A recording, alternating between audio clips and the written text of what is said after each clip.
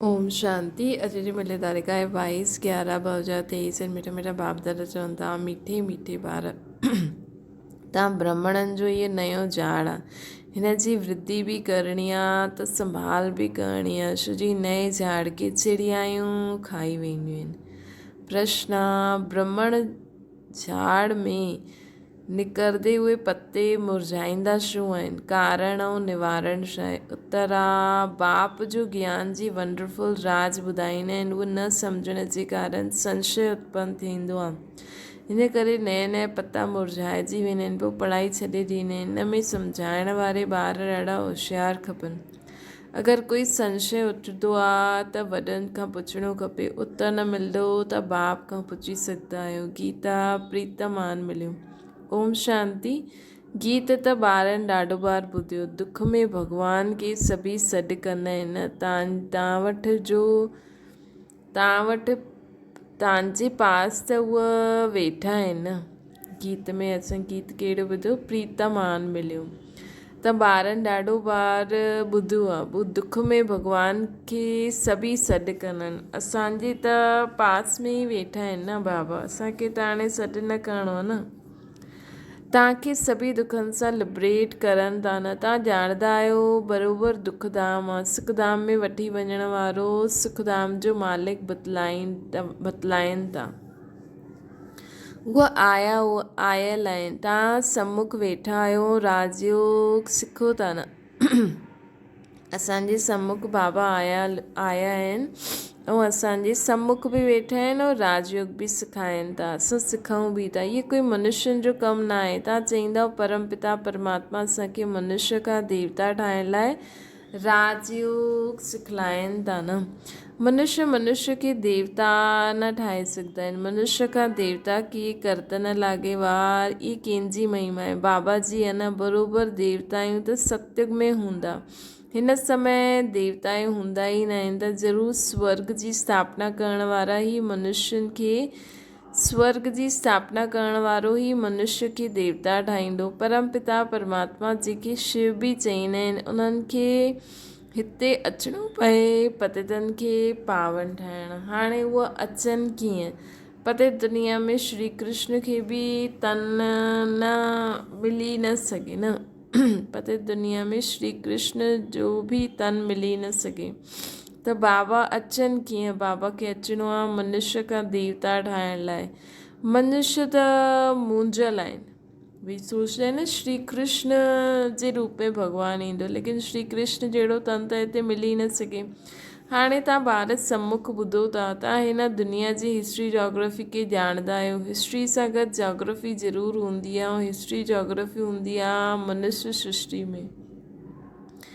हिन मनुष्य सृष्टि में हिस्ट्री जोग्राफी हूंदी आहे। ब्रह्मा विष्णु शंकर जी सूक्ष्म वतन जी कॾहिं हिस्ट्री जोग्राफी न थी सघंदी आहे। हिस्ट्री जोग्राफी थींदी आहे हिन मनुष्य सृष्टि जी, उहा आहे सूक्ष्म वतन। हुते त मूवी आहे, टॉकी त हिते आहे न। हाणे बाबा तव्हां ॿारनि खे सॼी दुनिया जी हिस्ट्री जोग्राफी ऐं मूल वतन जो समाचार ॿुधाईंदा आहिनि। जेके 3 लोक चइबो आहे सभु ॿुधाईंदा आहिनि। हाणे तव्हां ब्राह्मणनि जो नयो झाड़ लॻल आहे न, हिनखे झाड़ चइबो आहे। ॿियनि जा जो मथपंड आहिनि उन्हनि खे झाड़ न चईंदासीं। पर क्रिश्चन माण्हू ॼाणंदा आहिनि कि क्रिश्चन ट्री अलॻि आहे, लेकिन हुनजो के इहो पतो ई न आहे कि सभी टालियूं हिन वॾे झाड़ खां निकितियूं आहिनि। सम्झाइणो खपे मनुष्य सृष्टि कीअं पैदा थींदी आहे। माता पिता पोइ बालक तंजा, उहे बि सभु इकट्ठा त न निकिरंदा न। सम्झाइणो खपे मनुष्य सृष्टि कीअं पैदा थींदी आहे। माता पिता पोइ बालक चईंदा आहिनि न, उहे बि सभु इकट्ठा त न निकिरंदा न। 2 खां 4 5 पत्ता थींदा आहिनि, पोइ कोई के चुड़िया बि खाई वठंदी आहे। हिते बि चुड़िया खाई वेंदी आहे। इहो ॾाढो नंढो झाड़ आहे, धीरे धीरे वृद्धि खे पाईंदो आहे। हाणे त ॾिसो बाबा जो दैवी झाड़ जो सैम्पलिंग केॾो वॾो थी वियो आहे न। बाबा चवनि था जीअं पहिरियों वृद्धि खे पाईंदो वेंदो, जीअं पहिरियों पायो कल्प पहिरियों बि जीअं पातनि उअं ई पाईंदो रहंदो। तव्हां ॿारनि खे हाणे पंहिंजी नॉलेज आहे, त त्रिकालदर्शी आयो, टिनिनि कालनि खे ॼाणण वारा आहियो न। असां टिनिनि कालनि खे ॼाणंदा आहियूं, टिनिनि लोकनि त्रिलोकीनाथ थी आयो, अर्थात टिनिनि लोकनि खे ॼाणण वारा आहियो। तव्हां त्रिकालदर्शी आयो, टिनिनि कालनि खे ॼाणण वारा। असां त्रिकालदर्शी टिनिनि कालनि खे ॼाणण वारा, त्रिलोकीनाथ आयो, अर्थात टिनिनि लोकनि खे ॼाणण वारा। लक्ष्मी नारायण खे त्रिलोकीनाथ त्रिकालदर्शी न चईंदासीं।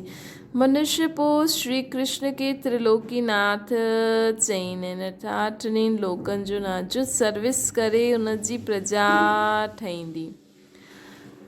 मनुष्य श्री कृष्ण के चईंदा आहिनि, लेकिन श्री कृष्ण त सत्युग में त हूंदा ई न। त्रिलोकीनाथ त्रिकालदर्शी बाबा चवनि था जो सर्विस कंदा उनजी प्रजा ठहींदी। पंहिंजो वारिस बि ठाहिणो आहे, प्रजा बि ठाहिणी आहे, त इहा बुद्धि में हुजिणो खपे असां त्रिलोकीनाथ आहियूं।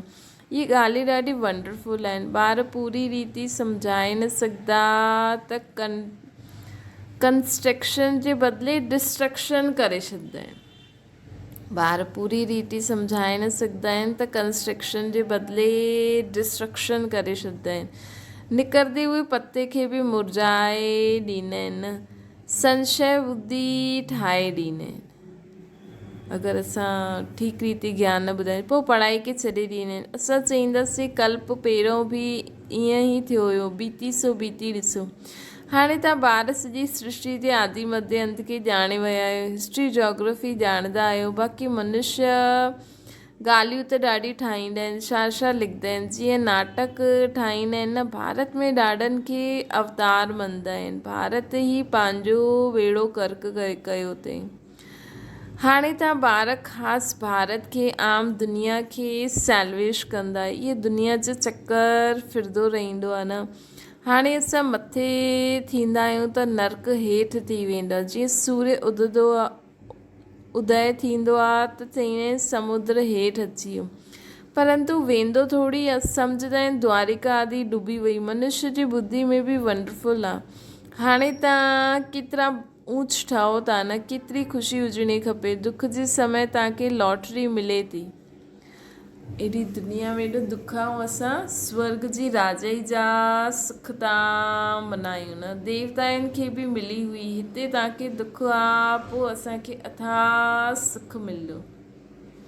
केतिरी ख़ुशी थींदी आहे। भविष्य 21 जन्म जे लाइ असां स्वर्ग जा मालिक ठही वेंदासीं। मनुष्य चईंदा आहिनि गीता जो भॻवान त, गीता जो ज्ञान त सत्संग आहे। केतिरा सत्संग साईं बाबा आदि आहिनि, ॾाढा दुकानदारी आहे न। इहा त हिकु ई हटी आहे ब्रह्म कुमारियुनि जी। बाबा चवंदा त ॾिसो बाबा जी मुरली पूरे विश्व में हिकु ई हर ॾींहुं सेम मुरली हलंदी आहे, त हिकु ई हटी आहे असां ब्रह्म कुमारियुनि जी। जगदम्बा आहे ब्रह्मा जी मुख वंशावली, सरस्वती ब्रह्मा जी बेटी मशहूरु आहे न। तव्हां ॼाणंदा आहियो माता पिता सां सुख गनेरे वरिता हुया, मिलिया हुया। हाणे उहो माता पिता मिलियो आहे, ॾाढा सुख गनेरे ॾियनि था। अच्छा, माता पिता खे जन्म ॾियण वारो केरु? शिव बाबा। मम्मा बाबा खे असांखे रतन शिव बाबा सां मिलंदा आहिनि। असां थी वियासीं हुन जा पोतरा। असां हाणे सुख गनेरे हुन बेहद जे बाप सां ब्रह्मा सरस्वती माता पिता द्वारा वठूं था। ॾियण वारो बाबा आहे शिव बाबा। केतिरी सहज ॻाल्हि आहे। पोइ सम्झाइणो आहे असां हिन भारत खे स्वर्ग ठाहींदा आहियूं, पोइ सुख गनेरे वञी करे पाईंदासीं। बाबा चईंदा आहिनि ॾियण वारो असांखे शिव बाबा आहे। पोइ सम्झाइणो आहे असां हिन भारत खे स्वर्ग ठाहींदा आहियूं, पोइ सुख गनेरे वञी करे पाईंदासीं स्वर्ग में। हाणे त असां अतीन्द्रिय सुख में रहंदा आहियूं। हिन भारत में, हिन भारत जा सेवक ठहिरियासीं न असां। तन मन धन सां असां सेवा कंदा आहियूं न। गांधी खे बि मदद ॾींदा हुया न। तव्हां सम्झाए त असां बि बाबा जे कार्य में मददगार आहियूं न, शिव बाबा जी।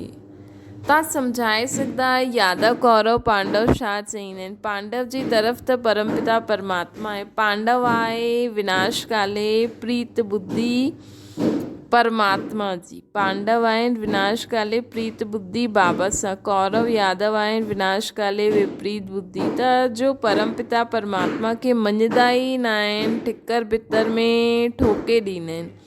तव्हांजी उन्हनि जे सवाइ ॿियो कंहिंसां गॾु प्रीत न आहे त ॾाढो हर्षित रहणो खपे असांखे। नाखुन सां वठी करे चोटी ताईं ख़ुशी हुजणी खपे, मतिलबु पेर जे इहे नाखुन खां वठी करे चोटी ताईं ख़ुशी हुजणी खपे। ॿार त ॾाढा आहिनि न, तव्हां माता पिता द्वारा ॿुधंदा आहियो त ख़ुशी थींदी आहे न असांखे।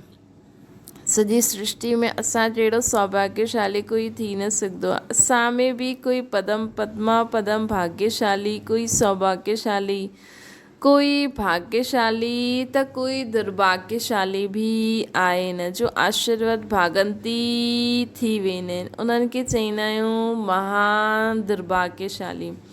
कोई न कोई कारण सां बाप खे फारकती ॾेई छॾींदा आहिनि। बाप त ॾाढो मिठो आहे, सम्झंदा आहिनि शिक्षा ॾियूं त काथे फारकती न ॾेई छॾे।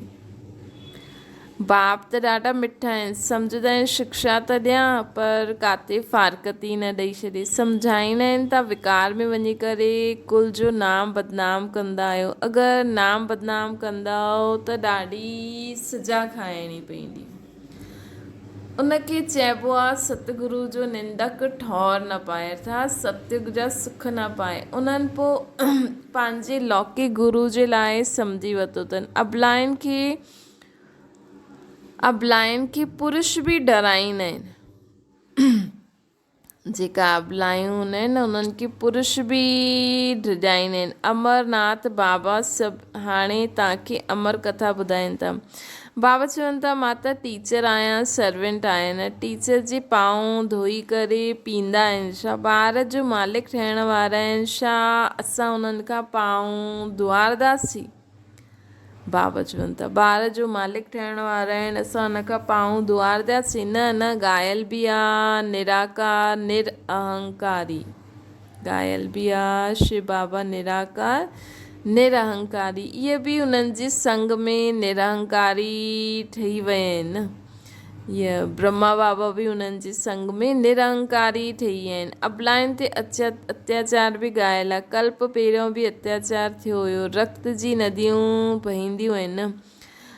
पाप जो घड़ो भरंदो। हाणे तव्हां योग बल सां बेहद जी बादशाही वठंदा आहियो। त जीअं बि अबलाइन ते अत्याचार वधे थो, उन्हनि ते अत्याचार थिए थो, त उन्हनि जे लाइ बाबा चवनि था कि कल्प पहिरियों बि अत्याचार हुया, रक्त जी नदियूं बहंदियूं। आख़िर त पाप जो घड़ो भरंदो ई न। हाणे तव्हां योग बल सां बेहद जी बादशाही वठूं था न। असां तव्हां ॼाणंदा असां बाप सां अटल अखंड बादशाही वठूं था। असां त सूर्यवंशी ठहींदासीं। हा, हिन में हिमत खपे। बाबा चवनि था पंहिंजो मुंहुं ॾिसंदा रहो। असां में कोई विकार त न आहे न। कोई बि ॻाल्हि न सम्झो त वॾनि खां पुछो, पंहिंजो संशय मिटायो। अगरि ब्रह्मणी संशय मिटाए न सघे त अची करे बाबा सां पुछो। हाणे बि असां पंहिंजे योग युक्त स्थिति द्वारा पाण बाबा खां कोई न कोई मन जी ॻाल्हि अगरि बाबा जे अॻियां रखंदा त बाबा हुनजो उत्तर असांखे, अगरि असांजी बुद्धि जी लाइन क्लियर हूंदी त टच कंदा, न त बाबा कंहिं न कंहिं द्वारा अवश्य ॾींदा। हाणे त तव्हां ॿारनि खे ॾाढो कुझु ॻाल्हि सम्झण जी आहे न। जेसि ताईं जींदा बाबा सम्झाईंदा रहंदा। चओ हाणे त असां पढ़ूं था, बाबा खां असां पुछंदासीं, या त चओ इहा ॻाल्हि असांखे अञा ताईं बाबा न सम्झाई आहे, अॻियां हली करे सम्झाईंदा। पोइ पुछिणो आहे। बाबा चवंदा आहिनि पोइ पुछिणो आहे। अगरि कोई तव्हांखां कोई पुछे तव्हां न ॿुधाए सघंदा आहियो त उन्हनि खे ईअं चई सघंदा आहियूं भई असां त अञा असांखे ॾाढो कुझु सम्झणो आहे। पोइ बाबा खां पुछी करे पोइ उन्हनि खे ॿुधाइणो आहे। ॾाढी पॉइंट्स निकिरंदी रहंदियूं आहिनि। कोई चईंदा लड़ाई कोई चईंदा लड़ाई जो छा थींदो? बाबा त्रिकालदर्शीअ सम्झाए सघंदा आहिनि, परंतु हाणे त बाबा न बतलाईंदा न। अर्जी असांजी, मर्जी हुनजी। त बाबा जी मर्ज़ी आहे। असांखे बाबा जो बि मन में प्रश्न हो बाबा जे अॻियां रखिणो आहे, बाक़ी बाबा जी मर्ज़ी, पंहिंजे खे छुड़ाए वठिणो खपे। बाबा बाबा चईंदा आहिनि कोई तव्हांखां अहिड़ा प्रश्न पुछे त ईअं चई करे पंहिंजे खे छुड़ाए छॾो।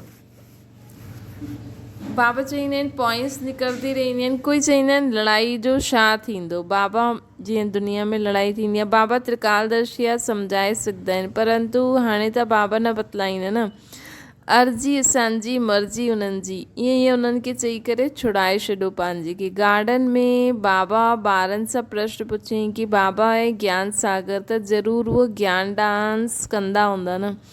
अच्छा, जबकि भक्ति मार्ग में शिव बाबा सभी मनोकामना पूर्ण करण जो पाठ वधाईंदा आहिनि, त हुन समय उन्हनि जो इहो संकल्प हूंदो आहे कि असांजो भारत में संगम, असांखे भारत में संगम ते अची करे ॿारनि खे राजयोग सिखलाइणो आहे। भक्ति मार्ग में शिव बाबा सभिनि जी मनोकामना पूरी करण जो पाठ वधाईंदा आहिनि, त हुन समय उन्हनि खे संकल्प हूंदो आहे। बाबा प्रश्न था पुछनि कि असांखे भारत में संगम ते वञी करे ॿारनि खे राजयोग सिखलाइणो आहे, स्वर्ग जो मालिक ठाहिणो आहे। इहे संकल्प उथंदो व जॾहिं अचण जो समय हूंदो तॾहिं संकल्प उथंदो। मतिलबु भई बाबा खे संकल्प ई न ईंदा आहिनि कि मूंखे वञिणो आहे, ॿारनि खे ईअं कंदमि। जंहिं समय थियणो आहे उन समय संकल्प उथंदो। वीचार आहे इहे संकल्प न हूंदो। भले हुन में ज्ञान मर्ज आहे, परंतु इमर्ज तॾहिं थींदो जॾहिं अचण जो समय थींदो। ईअं त असां में बि 84 जन्मनि जो पाठ मर्ज आहे। गायल बि आहे न, भॻवान खे नई सृष्टि रचण जो संकल्प उठियो, सो त जॾहिं समय हूंदो तॾहिं संकल्प उथंदो। उहो बि ड्रामा में बंधाइमान आहे। इहे ॾाढी गुह्य ॻाल्हियूं आहिनि। मतिलबु ॾिसो, असांखे बि आहे न अहिड़ी स्थिति ठाहिणी आहे कि जॾहिं कुझु ठहिणो हुजे, जॾहिं कुझु करिणो आहे, जॾहिं कोई समय ईंदो आहे, हुन समय उहो संकल्प उथणो खपे। फालतू जो व्यर्थ चिंतन असांजो न हले। बाबा जो ॾिसो, शिव बाबा जो परम धाम में बाबा चईंदा आहिनि न, जॾहिं अचण जो संकल्प हूंदो आहे तॾहिं आत्माउनि खे संकल्प ईंदो आहे कि मूंखे वञिणो आहे, इहो कमु करिणो आहे। त असांखे बि जॾहिं सही समय हूंदो आहे, जॾहिं न त माण्हू ॾाढा सारा व्यर्थ संकल्प हली वेंदा आहिनि न, त बाबा चईंदा आहिनि असांखे अहिड़ी स्थिति ठाहिणी आहे। अच्छा, मिठी मिठी सिकी लॾे ॿारनि प्रति माता पिता बाप दादा जो यादि प्यार ऐं गुड मॉर्निंग। रूहानी बाप जी सभिनि रूहानियुनि ॿारनि खे नमस्ते। असांजी बि रूहानी माता पिता बाप दादा खे यादि प्यार, गुड मॉर्निंग ऐं नमस्ते।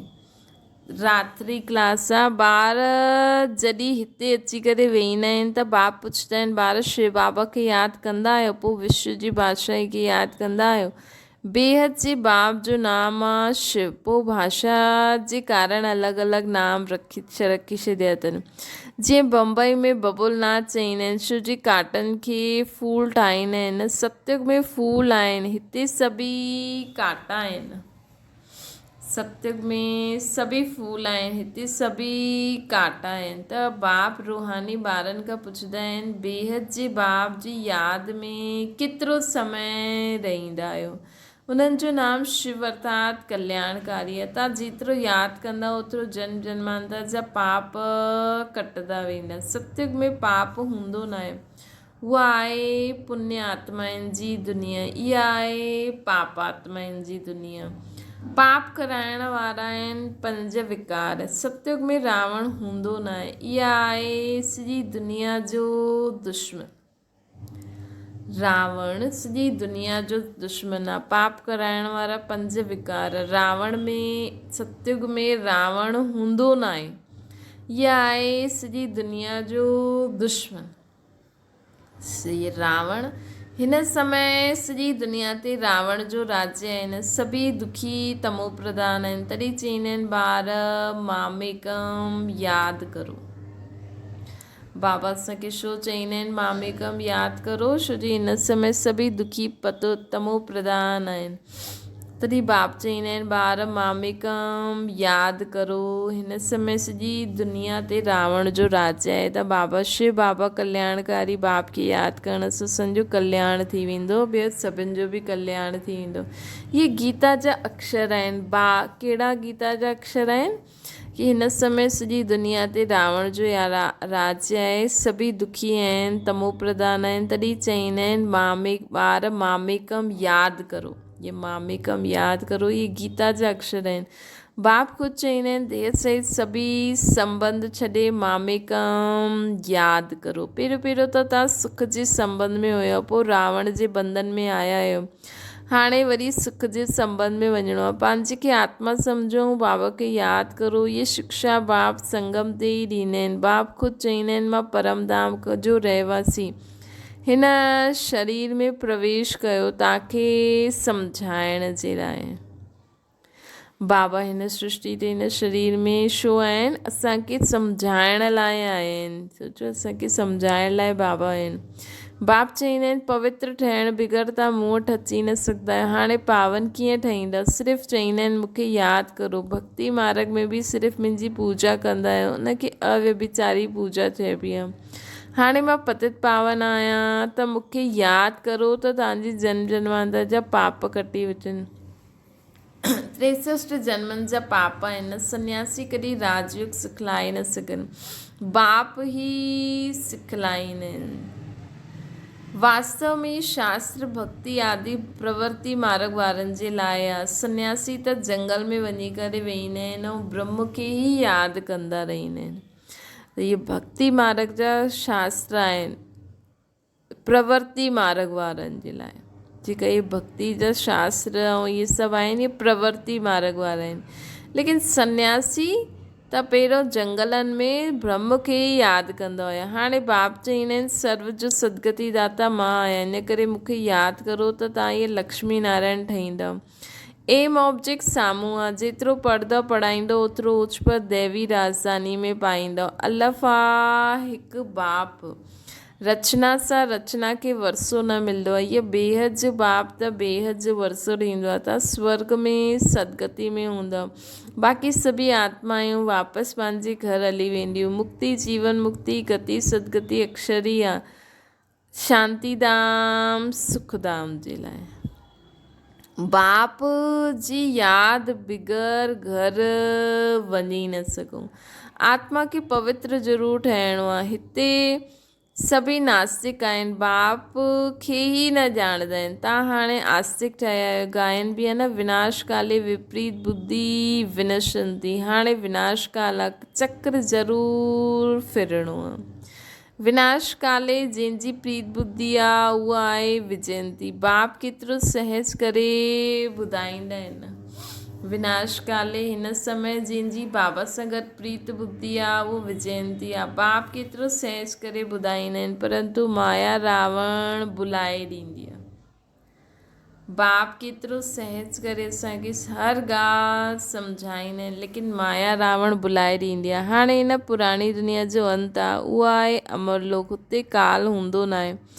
बाप त चईंदा आहिनि अचो साथ में, असां सभिनि खे साथ वठी हलनि।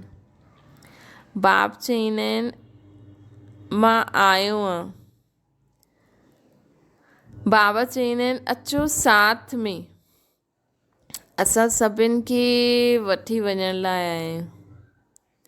कि मां तव्हां सभिनि खे साथ में वठी वञण लाइ आयो आहियां। केतिरो सहज रीति बाबा असांखे हर ॻाल्हि, जेको मुरली ॿुधण जे समय केॾियूं सभु ॻाल्हियूं सहज रीति सम्झ में ईंदियूं आहिनि।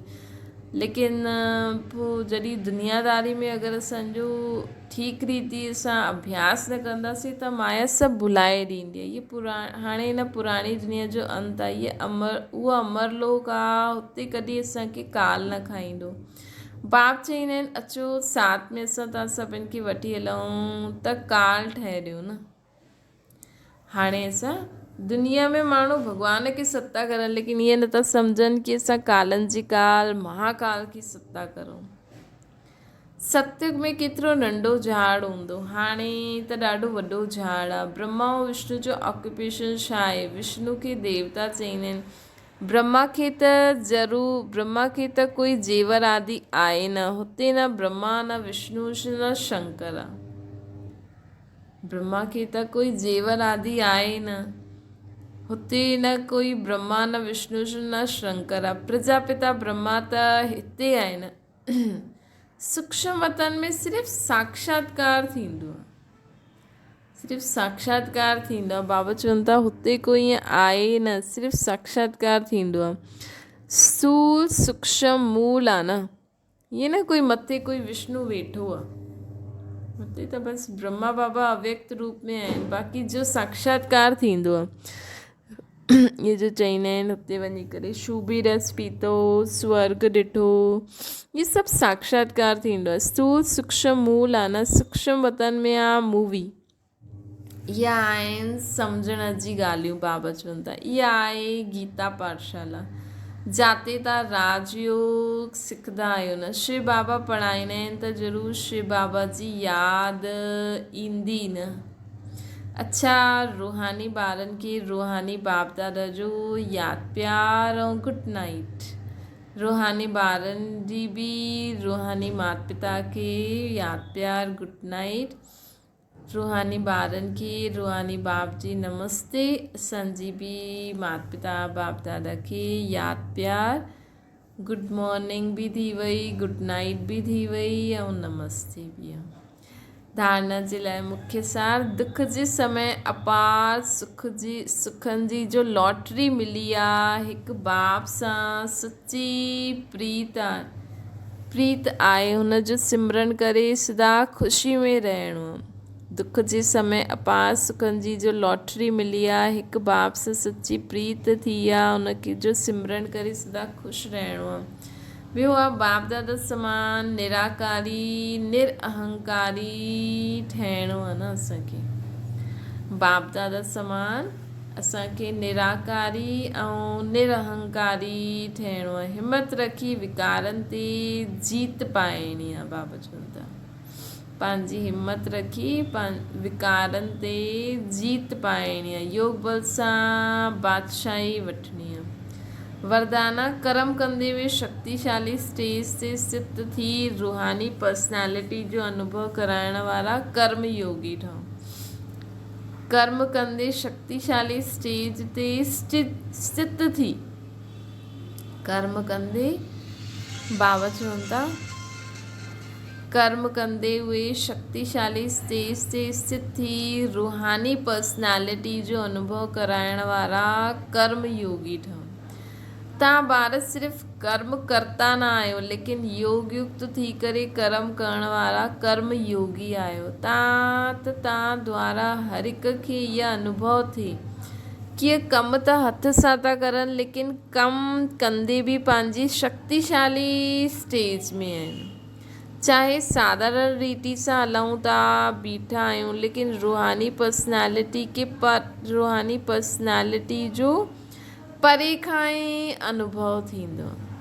जीअं दुनियावी पर्सनैलिटी आकर्षित कंदी आहे, ईअं असांजी रूहानी पर्सनैलिटी, प्योरिटी जी पर्सनैलिटी, ज्ञानी योगी तू आत्मा जी पर्सनैलिटी स्वतः सर्व खे आकर्षित करे। असांजी रूहानी पर्सनैलिटी, प्योरिटी जी पर्सनैलिटी, ज्ञानी योगी तू आत्मा जी पर्सनैलिटी स्वतः सर्व खे आकर्षित करे। स्लोगन आहे सही राह ते हलण वारा तथा सभिनि खे सही राह ॾेखारण वारा सच्चा लाइट हाउस ठहो। सही राह ते हलण वारा ऐं सभिनि खे सही राह ॾेखारण वारा सच्चा लाइट हाउस ठहो। अगरि असां बाबा जी यादि में अशरीरी थी करे रहंदासीं त दुनिया में कई आत्माउनि खे पंहिंजी सही राह मिली वेंदी आहे। अच्छा, ओम शांति। बाबा खे यादि करो।